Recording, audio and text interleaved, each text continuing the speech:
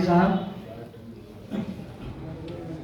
हमारे अहमद खान साहब, नीमा के चेयरमैन संरक्षक डॉक्टर वी के रस्तोगी साहब, और जिनके प्रोग्राम में आज हम सब लोग तशरीफ लाए हैं, एक बहुत सुंदर किताब आप समंदर के उसके रचयिता डॉक्टर फराज साहब, सम्मानित हमारे कविगण, शायर, मुरादाबाद के नामचीन डॉक्टर और प्रिय भाइयों, बड़ा मुझे कभी कभी हर्ष होता है जब मैं मंसूर उस्मानी साहब के साथ बैठता हूँ। वास्तव में जैसे ख्वाब समंदर की किताब मुजाहिद साहब ने लिखी, तो ये किताब नहीं है, ये जीवन प्रबंधन की पाठशाला है। क्या बात, वाह वाह। इसके अंदर समाज शास्त्र भी है, इसके अंदर सारे रसछंद अलंकारों का समावेश भी है। इस किताब के अंदर आप बहुत डीप में जाएंगे तो दर्शन भी है, जितना मैंने इस किताब को पढ़ा है। मंसूर उस्मानी साहब ने मेरे जीवन को बदलने में बहुत योगदान दिया है, डायरेक्ट नहीं इनडायरेक्टली।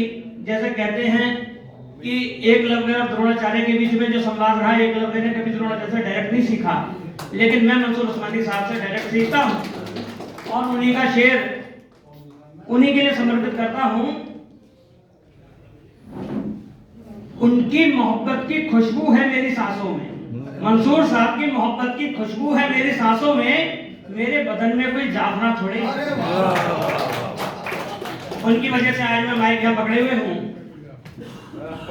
जब ये किताब छपने की बात आई, 16 साल का अंतराल हो गया डॉक्टर मुजाहिद फराज साहब का। डॉक्टर आसिफ आज से 3 वर्ष पहले प्रिंसिपल साहब के कमरे में मिले थे, गीत कदम सोसाइटी का एक कार्यक्रम था, और उन्होंने कहा कि देवनागरी में हम लोग लिखना चाह रहे हैं, उर्दू को आसान बनाना चाह रहे हैं, इसके लिए डॉक्टर मुजाहिद फराज की एक किताब जल्दी आएगी। 3 साल हमें और इंतजार करना पड़ा, लेकिन आज वो इंतजार खत्म हो गया कि खूबसूरत किताब हमारे सबके सामने है। मैं मुजाहिद साहब को बहुत बहुत बधाई दूंगा, आसिफ साहब को बहुत बहुत बधाई दूंगा कि उनके दाहिने हाथ के रूप में उन्होंने सारे कार्य किए हैं। डॉक्टर मुजाहिद फराज साहब का जितना भी मैंने उनकी किताब को पढ़ा, 20 मिनट में, 25 मिनट में, 30 मिनट में जितना भी पढ़ सकता था, उसके अंदर उन्होंने छोटे बच्चे से लेकर के एक आम आदमी की कितनी तकलीफें होती हैं, क्योंकि डॉक्टर फराज जहां प्रैक्टिस करते हैं, जिस क्षेत्र में प्रैक्टिस करते हैं, वहां 50 रुपए 60 रुपए की दवाई लेने वाले लोग होते हैं, और उसमें कभी कभी इतने गरीब लोग भी आते हैं कि अब डॉक्टर की जो संवेदना है वो उत्पन्न हो जाती है। हालांकि डॉक्टर संवेदनशील नहीं है, लेकिन मुजाहिद साहब को मैं कह सकता हूँ इतने अच्छे शायर हैं कि वो बहुत संवेदनशील डॉक्टर होंगे और बहुत सारे मरीजों को वो फ्री में देखते भी होंगे। ऐसे ही उन्होंने लिखा, नई तामीर में, जो आपने शेर लिखा था, हाँ, नई तामीर में बच्चों का भी मुझे ख्याल रखना है, खींचा था जो मैं नक्शा वो भूल जाता हूँ। इस प्रकार का उन्होंने शेर लिखा।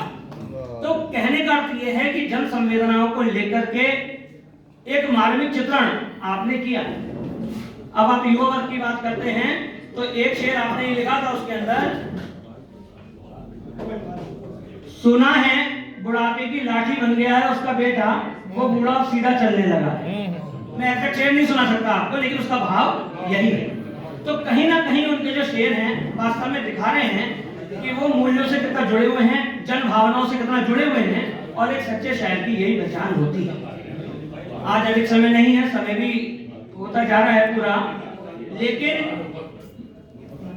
बर्फ तपती है से लेकर के ख्वाब समंदर के, ये बात ही प्रदर्शित कर रही है कि जो बर्फ तपी, उसका जो पानी पैदा हुआ, उन्होंने उससे पूरे समंदर का ख्वाब देख लिया।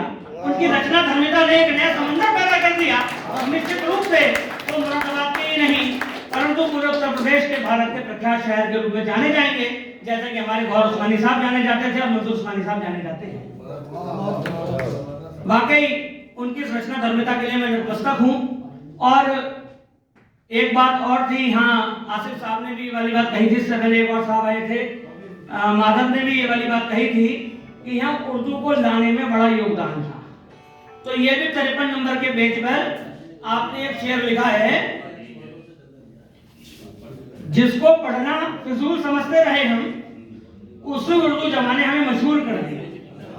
तो हमें भी जो मशहूर करा, हमारे वालिद को जो मशहूर करा, वो उसी उर्दू जबान ने करा। यहाँ उर्दू जबान आई, मुरादाबाद के अंदर रामपुर रजा कॉलेज तक पढ़ने जाना पड़ता था। यहाँ कई उर्दू नहीं थी, वो उर्दू यहाँ आई और आप सब लोगों से मुलाकातों का मौका मिला। हमारे यहाँ के उर्दू डिपार्टमेंट के करीब 16 बच्चे नेट क्वालिफाई कर गए हैं और नेट क्वालिफाई करने का प्रोफेसर बन गए हैं और जामिया मिलिया में भी यहाँ का एलुमनाई जामिया मिलिया में भी प्रोफेसर बने हैं। और ये मुसलसल हमारी कोशिश है कि हम इसी प्रकार से काम करते रहें।